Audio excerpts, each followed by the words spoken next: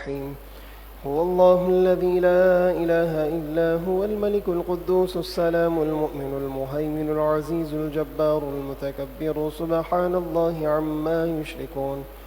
هو الله الخالق البارئ المصور له الأسماء الحسنى يسبح له ما في السماوات والأرض وهو العزيز الحكيم. الحمد لله رب العالمين والصلاة والسلام على سيد الأنبياء والمرسلين.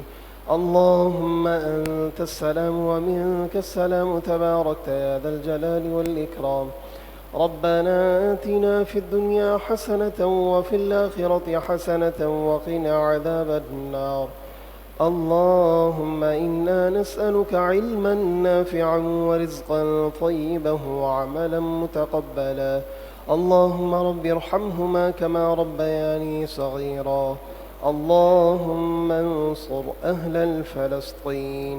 إن الله وملائكته يصلون على النبي يا أيها الذين آمنوا صلوا عليه وسلموا تسليما.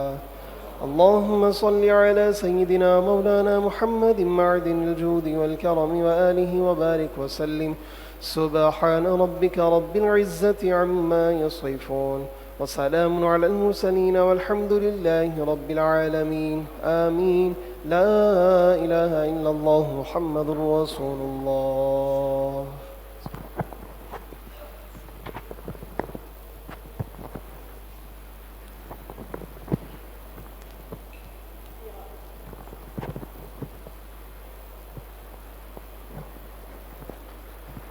الحمد لله رب العالمين والصلاة والسلام على سيد الأنبياء والمرسلين.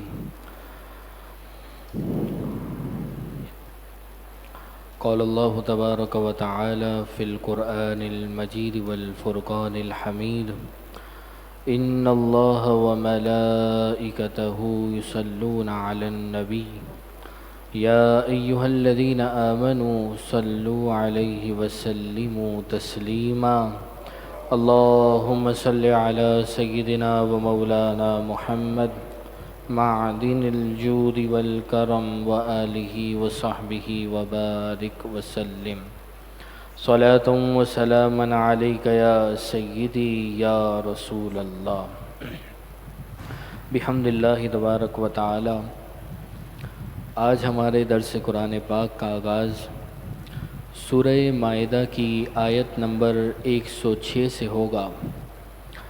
اللہ تبارک و تعالی نے ارشاد فرمایا: یا ایہا الذین آمنوا، اے ایمان والو، شہادت بینکم، تمہاری آپس کی گواہی، اذا حضر احدکم الموت، جب تم میں سے کسی کو موت آئے، حین الوصیہ، وصیت کرتے وقت، اثنان ذوا عدل منکم، تم میں سے دو معتبر شخص وصیت پر گواہ ہوں. اے ایمان والو، جب تم میں سے کسی کو موت آئے تو وصیت کرتے وقت تمہاری آپس کی گواہی دینے کے لیے تم میں سے دو معتبر شخص وصیت پر گواہ ہوں. او آخران من غیرکم، یا تمہارے غیروں میں سے دو شخص گواہ ہوں. ان انتم ضربتم فی الارض، اگر تم زمین میں سفر کر رہے ہو، فاصابتکم مصیبۃ الموت، پھر تمہیں موت کا حادثہ پہنچے.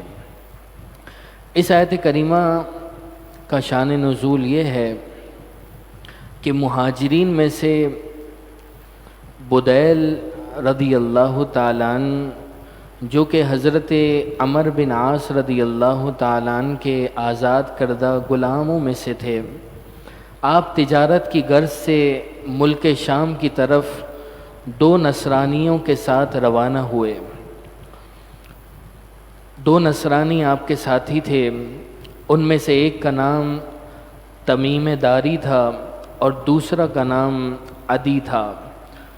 تمیم اور عدی کے ساتھ حضرت بدیل رضی اللہ تعالیٰ عنہ ملک شام تجارت کی غرض سے سفر پر روانہ ہوئے۔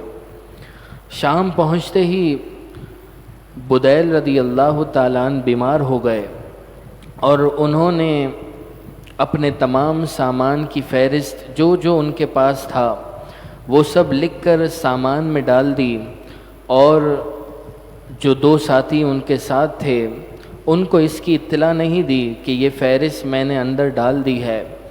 اور جب مرض کی شدت ہوئی تو بدیل رضی اللہ تعالیٰ عنہ نے تمیم اور عدی کو یہ وصیت کی کہ ان کا تمام سرمایہ یہ جو موجود ہے یہ مدینۃ المنورہ پہنچ کر ان کے گھر والوں کو دے دیا جائے۔ بدیل رضی اللہ تعالیٰ عنہ کی وفات ہو گئی۔ اب ان دونوں نے ان کی موت کے بعد ان کا سامان دیکھا تو اس میں ایک چاندی کا جام پیالہ تھا جس پر سونے کا کام ہوا تھا، اور وہ جو جام پیالہ تھا اس میں 300 مسقال چاندی تھی۔ بدیل رضی اللہ تعالیٰ عنہ یہ چاندی کا جام بادشاہ کو تحفہ دینے کے لیے لائے تھے۔ اب جب تمیم اور عدی نے یہ دیکھا کہ اس قدر مہنگا یہ پیالہ موجود ہے تو انہوں نے یہ اپنے پاس رکھ لیا، اور اپنے کام سے فارغ ہو کر جب مدینۃ المنورہ پہنچے یہ دونوں، تو انہوں نے بدیل رضی اللہ تعالیٰ عنہ کا جو سامان تھا ان کے گھر والوں کے سپرد کر دیا۔ اب سامان کھولنے پر جب فہرست گھر والوں کو ملی تو انہوں نے فہرست کو دیکھا، سامان کو دیکھا، تو فہرست میں لکھا ہوا تھا کہ ایک پیالہ بھی موجود ہے جس میں 300 مسقال چاندی بھی ہے، اس پیالے پر سونے کا کام ہوا ہے۔ تو انہوں نے دیکھا کہ یہ تو سامان میں موجود نہیں ہے، تو تمیم اور عدی سے پوچھا کہ کیا بدیل نے کچھ سامان بیچا بھی ہے؟ انہوں نے کہا نہیں۔ پھر سوال کیا کیا کوئی تجارتی معاملہ تھا؟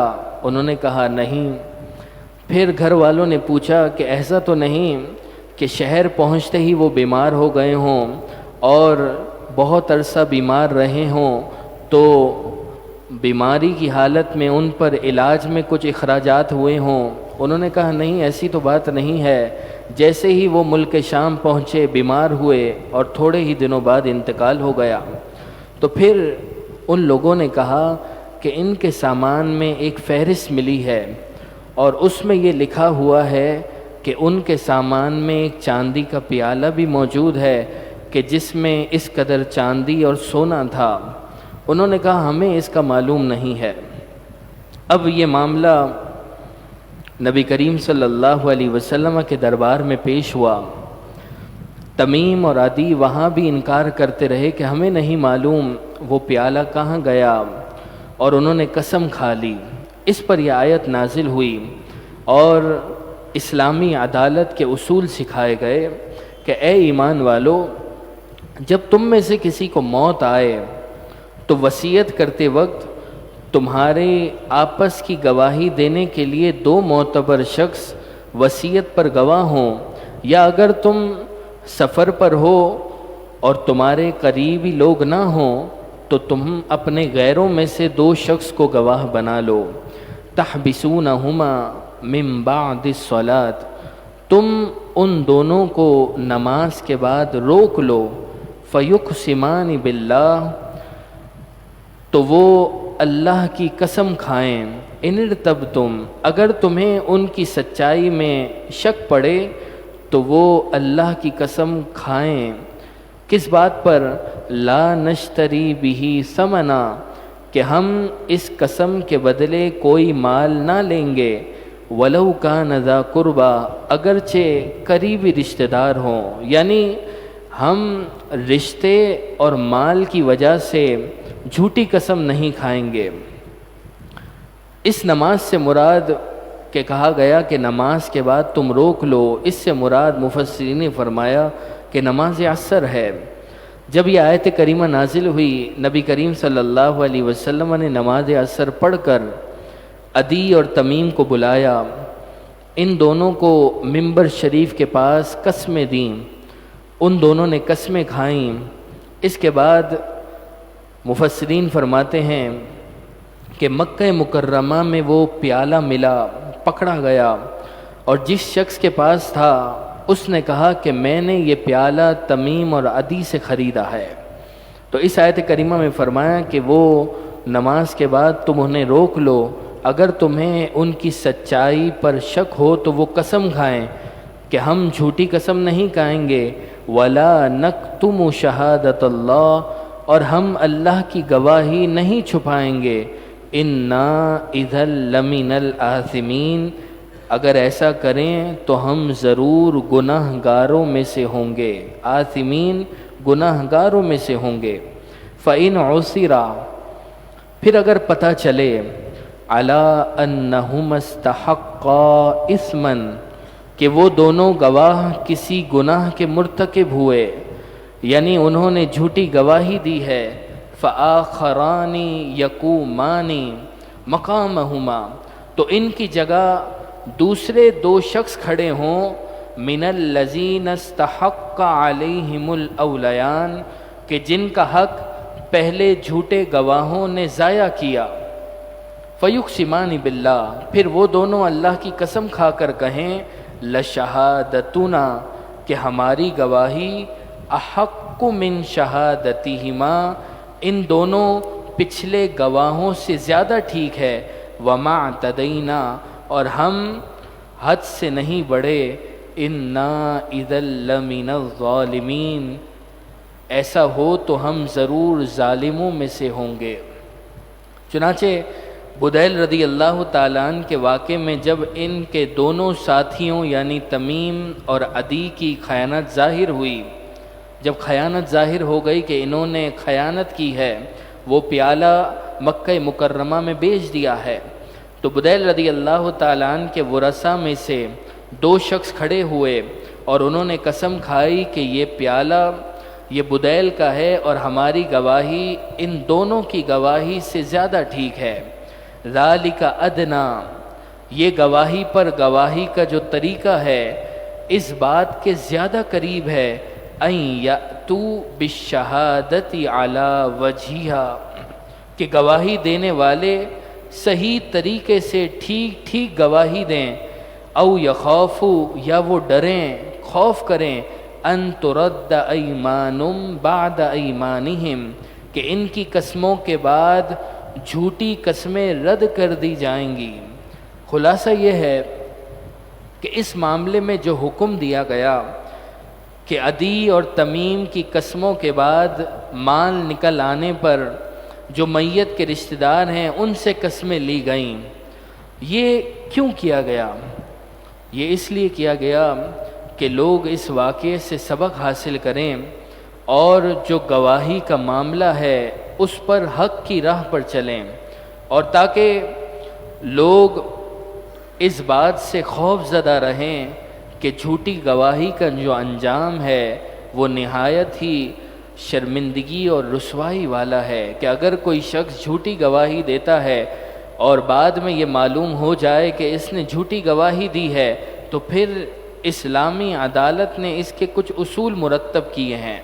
ان آیت کریمہ میں یہی بتایا گیا کہ اگر ان دونوں نے جھوٹی گواہی دی اور یہ ظاہر ہو جائے تو پھر میت کے ورثاء کھڑے ہو کر گواہی دیں اور وہ یہ کہیں کہ ہماری گواہی ان دو گواہوں سے زیادہ ٹھیک ہے اور ہم حد سے بڑھنے والے نہیں ہیں۔ واتقوا اللہ، اور تم اللہ سے ڈرتے رہو، جب بھی گواہی دینی ہو، کسی پر گواہ بننا ہو، کوئی بھی معاملہ ہو، اس میں اللہ سے ڈرتے رہو۔ واسمعوا، اور اس کا حکم سنو۔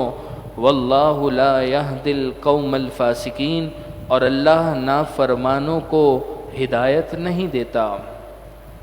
یوم، جس دن، یجمع اللہ، اللہ جمع فرمائے گا، الرسل، رسولوں کو، یعنی قیامت کا دن ہوگا جب اللہ تبارک و تعالی رسولوں کو جمع فرمائے گا، فیقولو، تو اللہ فرمائے گا، ماذا اجبتم، تمہیں کیا جواب ملا؟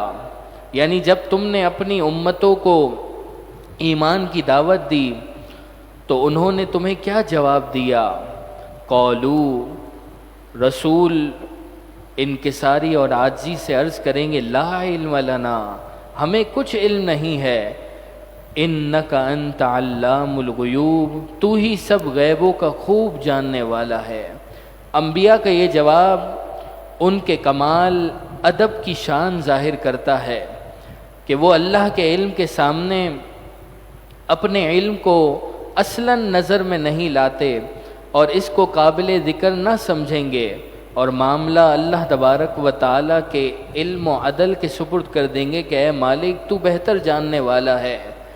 اذ قال اللہ، جب اللہ فرمائے گا یا عیسی ابن مریم، اے مریم کے بیٹے عیسیٰ، اذکر، یاد کرو، نعمتی، میرا وہ احسان، علیکا، جو تم پر ہوا، وعلی والدتک، اور تمہاری والدہ پر ہوا۔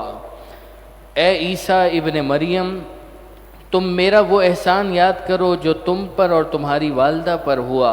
اذ ایدتک بروح القدس، جب میں نے پاک روح سے آپ کی مدد کی۔ روح قدس حضرت جبریل امین رضی اللہ تعالیٰ عنہ سے آپ کی مدد کی، یعنی جبریل امین علیہ السلام وہ حضرت عیسیٰ علیہ السلام کے ساتھ رہتے اور تمام معاملات میں آپ کی مدد کیا کرتے تھے۔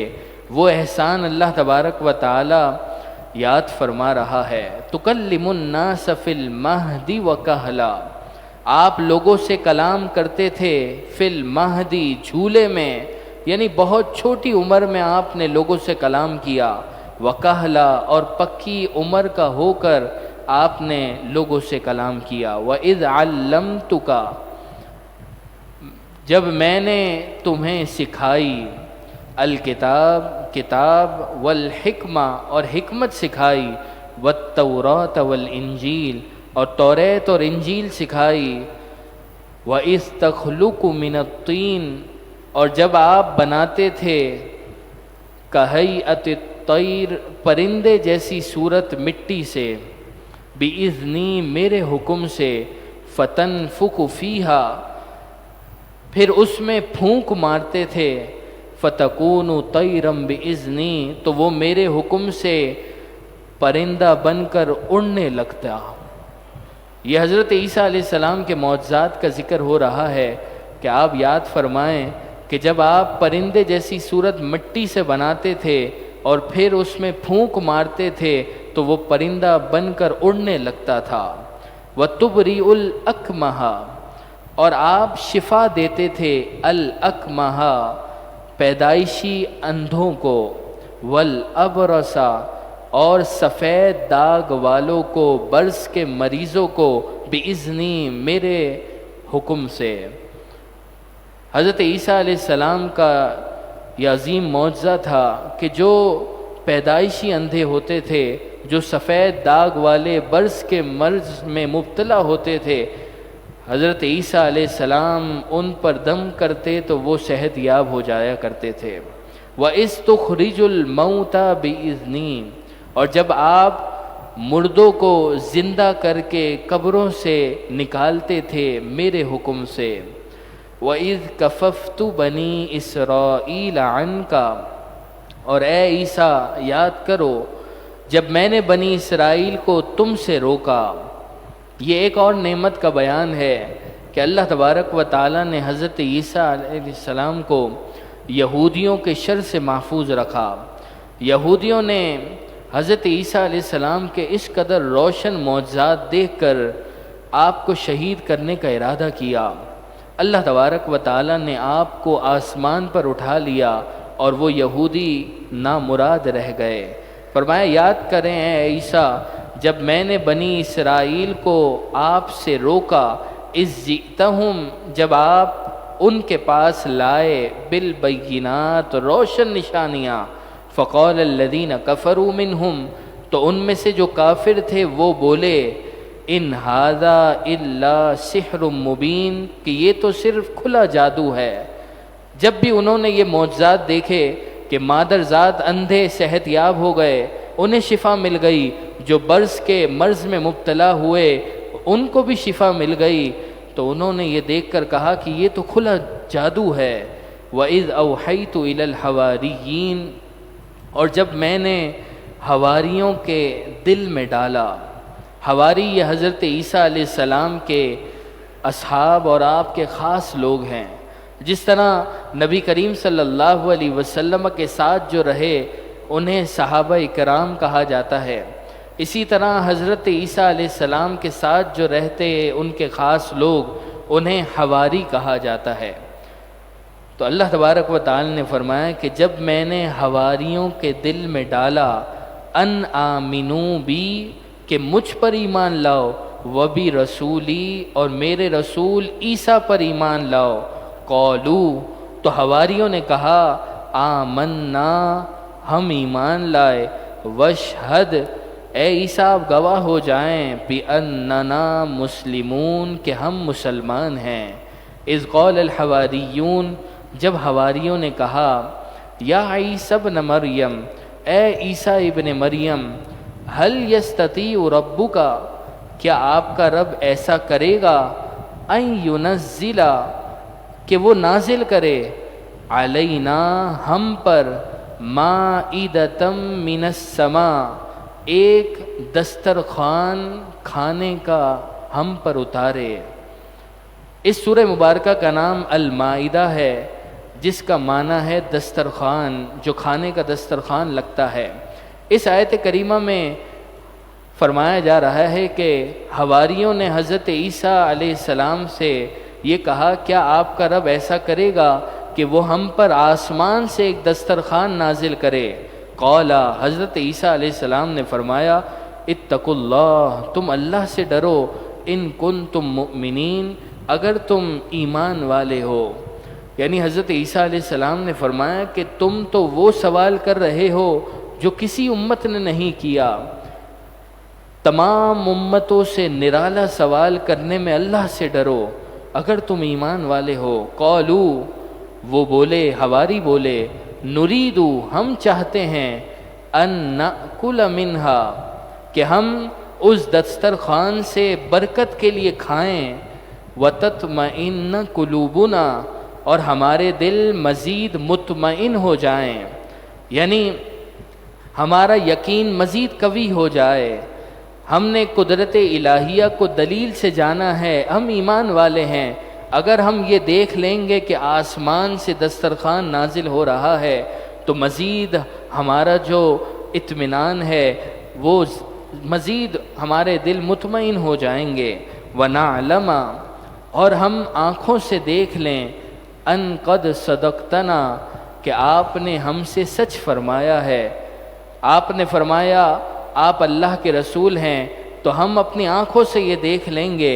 وَنَكُونَ عَلَيْهَا مِنَ الشَّاهِدِينَ، اور ہم اس پر گواہ ہو جائیں۔ قال عیسیٰ ابن مریم، حواریوں کے یہ عرض کرنے پر حضرت عیسیٰ علیہ السلام نے انہیں 30 روزے رکھنے کا حکم دیا اور فرمایا کہ جب تم ان روزوں سے فارغ ہو جاؤ گے تو اللہ تبارک و تعالیٰ سے جو دعا کرو گے وہ قبول ہوگی۔ انہوں نے روزے رکھ کر دسترخوان کے اترنے کی دعا کی۔ اس وقت حضرت عیسیٰ علیہ السلام نے غسل فرمایا، ایک موٹا لباس پہنا اور 2 رکعت نماز ادا کی، سر مبارک جھکایا اور رو رو کر اللہ تبارک و تعالیٰ سے دعا کی۔ وہ دعا کیا ہے؟ قال عیسیٰ ابن مریم، حضرت عیسیٰ ابن مریم نے عرض کی، اللہم، اے اللہ، ربنا، اے ہمارے رب، انزل، تو اتار، علینا، ہم پر، مائدۃ من السماء، دسترخوان آسمان سے، اے ہمارے رب ہم پر آسمان سے دسترخوان اتار، تکون لنا عیدا، کہ وہ ہمارے لیے عید کا دن ہو جائے، لِأَوَّلِنَا، ہمارے اگلے پچھلوں کے لیے، وَآخِرِنَا، اے اللہ جب تو دسترخوان اتارے گا تو وہ دن ہمارے اگلے اور پچھلوں کے لیے عید کا دن ہوگا، وَآیَةً مِنْکَ، اور تیری طرف سے نشانی ہوگی۔ اس آیت کریمہ میں فرمایا کہ جب نعمت نازل ہو، کسی قوم کو نعمت ملے، تو حضرت عیسیٰ علیہ السلام نے فرمایا کہ وہ عید کا دن ہوگا، اس کی ہم تعظیم کریں گے، خوشیاں منائیں گے، تیری عبادت کریں گے، شکر بجا لائیں گے۔ اس سے معلوم ہوا کہ جس دن اللہ تبارک و تعالیٰ کی خاص رحمت اور نعمت حاصل ہو تو اس دن کو عید بنانا، خوشیاں منانا، عبادتیں کرنا، شکر ادا کرنا، یہ صالحین کا طریقہ ہے۔ تو جب ایک دسترخوان حضرت عیسیٰ علیہ السلام کی قوم کو عطا ہو تو وہ عید کا دن ہو جائے، تو جو تمام نعمتوں سے بڑھ کر نعمت ہیں، سید الانبیاء جناب محمد مصطفیٰ صلی اللہ علیہ وسلم کی ذات بابرکات، تو جب اللہ تبارک و تعالیٰ نے انہیں دنیا میں بھیجا تو وہ 12 ربیع الاول کا دن کیوں عید کا دن نہیں ہو سکتا؟ وہ تو تمام نعمتوں سے بڑھ کر نعمت ہے۔ جب حضرت عیسیٰ علیہ السلام پر دسترخوان نازل ہو تو وہ عید کا دن ہو جائے، تو پھر 12 ربیع الاول کو میرے اور آپ کے آقا تشریف لائیں تو وہ کیسے عید کا دن نہیں ہو سکتا؟ فرمایا ورزقنا، تو ہمیں رزق عطا فرما، وانت خیر الرازقین، تو سب سے بہتر رزق عطا فرمانے والا ہے۔ حضرت عیسیٰ علیہ السلام نے یوں دعا فرمائی، قال اللہ تبارک و تعالیٰ نے ارشاد فرمایا، انی منزلها علیکم، بے شک میں اسے یعنی دسترخوان کو تم پر اتارتا ہوں، فمن یکفر بعد منکم، پھر اب جو تم میں کفر کرے گا، یعنی دسترخوان نازل ہونے کے بعد اپنی آنکھوں سے اس قدر بڑا معجزہ دیکھنے کے بعد اب جو تم میں سے کفر کرے گا، فإنی اعذبہ عذابا، تو بے شک میں اسے وہ عذاب دوں گا، لا اعذبہ احدا من العالمین، کہ سارے جہان میں کسی پر نہ کروں گا، یعنی اس قدر خوفناک اور دردناک عذاب دوں گا کہ وہ پھر سارے جہان میں کسی پر نہ کروں گا۔ چنانچہ آسمان سے دسترخوان نازل ہوا، من و سلوہ کھانے کے لیے اترا، اس کے بعد جنہوں نے ان میں سے کفر کیا تو پھر ان کی صورتیں مسخ کر کے انہیں خنزیر بنا دیا گیا، اور 3 روز میں سب کے سب ہلاک ہو گئے۔ جب انہوں نے اپنی آنکھوں سے اس قدر بڑا معجزہ دیکھ لیا اور دیکھنے کے بعد پھر کفر کیا، اللہ تبارک و تعالیٰ نے ان سب کو ہلاک فرما دیا۔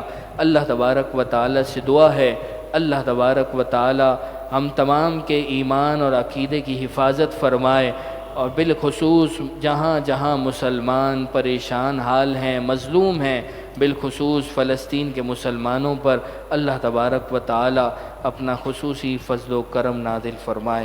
الحمدللہ رب العالمین، والصلاة والسلام علی سید الانبیاء والمرسلین۔ اللہم ربنا تقبل منا انک انت السمیع العلیم، وتب علینا یا مولانا انک انت التواب الرحیم۔ یا اللہ، یا رحمان، یا رحیم، یا ارحم الراحمین، یا ارحم الراحمین، ہم تمام کا یہاں حاضر ہو کر تیرے پاک کلام کو سننا سمجھنا اپنی بارگاہ میں قبول و منظور فرما۔ یا اللہ، ہم تمام کے قلوب و اذہان کو نور قرآن سے منور فرما۔ جتنے احباب یہاں حاضر ہوئے، ہر لمحے کے بدلے کروڑوں رحمتیں، برکتیں، راحتیں، چین، اطمینان نصیب فرما۔ ہمارے گھروں میں رحمت و برکتوں کا نزول فرما، ناچاکیاں، نا اتفاقیاں، غلط فہمیوں کو دور فرما، تنگ دستی کو دور فرما، رزق حلال وسعت عطا فرما۔ یا اللہ، رزق حلال وسیع عطا فرما، برکتیں عطا فرما۔ یا اللہ، یا رحمان، یا رحیم، یا ارحم الراحمین، تمام احباب کی جتنی بیماریاں، پریشانیاں، مشکلات، تکالیف ہیں، سب کو دور فرما۔ یا اللہ، جس کی جو جائز مرادیں ہیں، تمنائیں ہیں، آرزو ہیں، سب کو پورا فرما۔ بہت جلد ہمیں عمرہ مقبول کی سعادتیں نصیب فرما۔ مدینۃ المنورہ کی با ادب، پر رونق، پر کیف حاضریاں نصیب فرما۔ بغداد معلیٰ، شام، نجف، اشرف اور جتنے مقدس مقامات ہیں، تمام کی حاضریاں نصیب فرما۔ زندگی بھر جتنی دعائیں مانگی، آئندہ مانگیں گے، جو ہمارے حق میں بہتر ہو قبول و مستجاب فرما ببرکت ان اللہ و ملائکتہ یصلون علی النبی یا ایہا الذین آمنوا صلوا علیہ وسلموا تسلیما اللہم صل علی سیدنا و مولانا محمد معدن الجود والکرم وآلہ وصحبہ وبارک وسلم سبحان ربك رب العزة عما يصفون وسلام على المرسلين والحمد لله رب العالمين مولاي صل وسلم دائما أبدا على حبيبك خير الخلق كلهم يا ربي بالمصطفى بلغ مقاصدنا واغفر لنا ما مضى يا واسع الكرم مولاي صل وسلم دائما أبدا على حبيب خیر الخلق کلہم یا اللہ یا رحمان یا رحیم درود و سلام کا صدقہ وسیلہ دنیا و آخرت کی ہر شرمندگی ہر رسوائی سے ہماری حفاظت فرما غازی تنویر قادری ڈاکٹر عافیہ صدیقی اور جتنے بے گناہ قیدی ہیں تمام کو عظیم الشان رہائی نصیب فرما وصلی اللہ تعالی علی خیر خلقی ونور عرشی سیدنا و مولانا محمد و آلہ و صحبہ اجمعین برحمتک یا ارحم